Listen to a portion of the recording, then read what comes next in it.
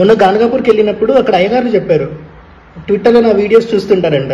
So గానగాపూర్లో ఏం చేయాలి ఏం చేయొద్దని ఒక వీడియో చేయండి అని చెప్పి వాళ్ళు కొన్ని పాయింట్స్ చెప్పారు.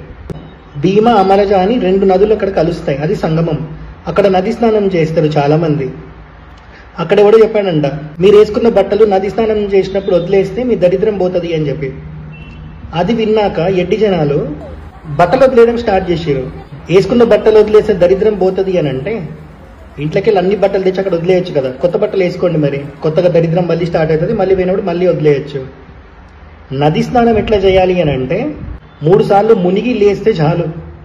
సబ్బు పెట్టుకొని స్నానం చేయడం, నోట్లోకి నీళ్ళు వెళ్ళినాయి అని తువ్వను ఉమ్మియడం. మీరు ఇక్కడ ఉమ్మిస్తారు, మీరు ఇక్కడ సబ్బు పెట్టుకొని స్నానం చేస్తారు, అది పారే నది, అది ఇంకొక దగ్గరికి పోతుంది. అక్కడ అవే నీళ్ళు వాళ్ళు తాగడానికి యూజ్ చేస్తారు. ఆ కామన్ సెన్స్ ఉండదా మీకు? నదిలో ఉమ్మిస్తాం, సెన్స్ లేదా మనకి?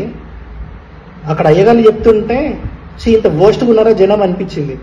జై గురుదత్త.